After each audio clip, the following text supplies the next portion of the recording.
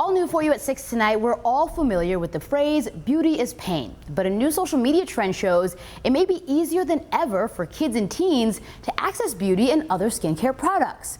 But there's a catch here. The products they're choosing are not necessarily made with this younger generation in mind, meaning beauty could actually be permanent damage. I'm in Sephora right now, and I'm going to count how many 10-year-olds I see. 1, 2, 3. Currently walking past a 10-year-old getting her eyebrows done. 4, 5, 6.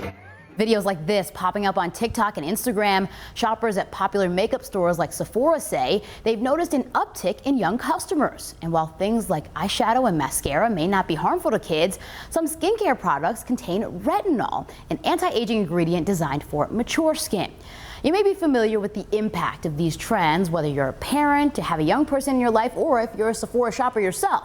So tonight, I'm giving a voice to the concerns you might have about these products and exploring solutions to help your kid feel their best. And who better to talk TikTok trends than with young and teenage girls who know the products and the pressure of that age group.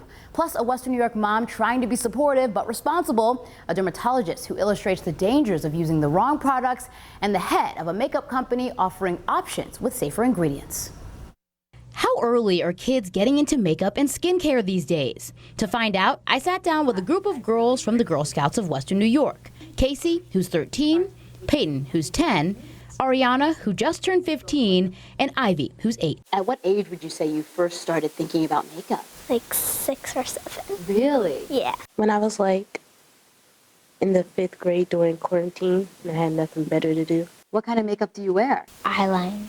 I like the feeling like of lip gloss and different colors on my lips. They tell me it's all about how it makes them feel. I like how you can express your feelings. I like it. I feel more confident when I walk around and stuff. And just being a little bit more prettier and having your body stand out more.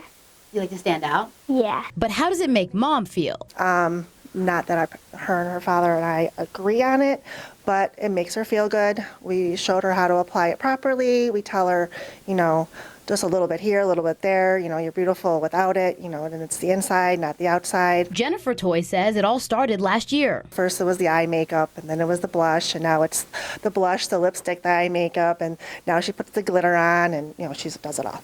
She lets Ivy use her stuff and buys her own makeup, which can be tough. I try to watch what she puts on her skin, as natural as it could be, but I know it's not always that easy. And then I just tell her, let's just make sure you wash your face, and it's scary. It is scary. So that's why I sat down with dermatologist Dr. Michael Nazareth to get his thoughts on the Sephora Kids trend. It's a little bit concerning. I'm happy on one hand that people are interested in caring for their skins. But, if I can get, 10-year-olds and 11-year-olds interested in good skincare routines that are going to carry them throughout life, that's a wonderful thing. It just needs to be done in the right way. He says a lot of products on the shelves have retinols and acids that are geared toward older skin. Prepubescent skin tends to be a little bit finer. It doesn't have the oil glands and things to support those products. So they can do a little bit of harm and get their skin too dry and irritated from those products. I found some videos showing other dermatologists reacting to 12-year-olds with chemical burns from products. She has completely destroyed her skin barrier. So this has really sparked a conversation. Should stores have age requirements or maybe lock up the products? Or should brands make their packaging less kid-friendly? Many wondering, are there products kids can use? There are age-appropriate products that do have good moisturization, that have sunscreens,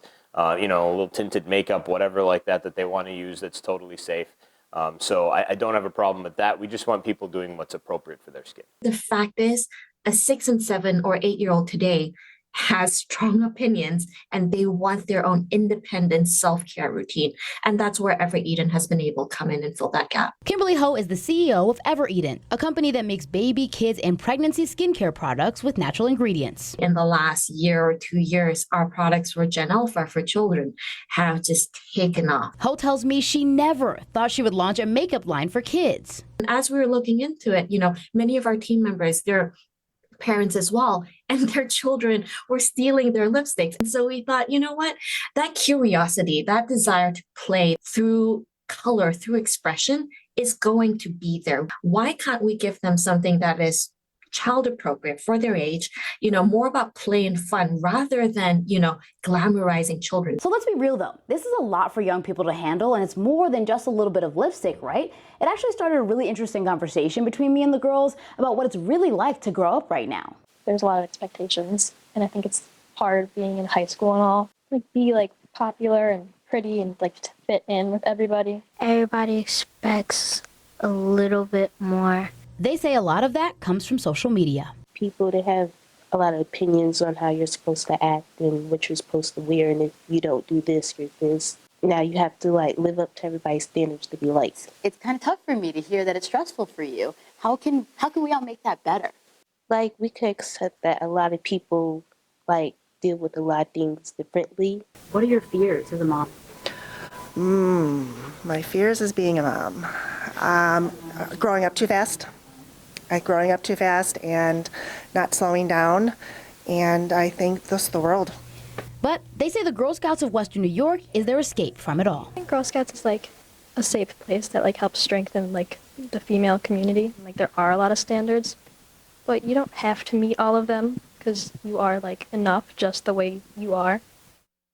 Made some great new friends there and learned so much from these young girls. I mean, ages 10, 8, 13, and 15. And, I didn't even have to say, is it hard? They were like, oh, it's absolutely hard out there. There's social media and expectations. It's a lot right now. Yeah, so interesting to see that. Such great information in there. My daughter is 9, so I found myself sitting here wanting to take some notes. We'll go back and look at that piece again, but great reporting. Thanks, Jeff. It's really great.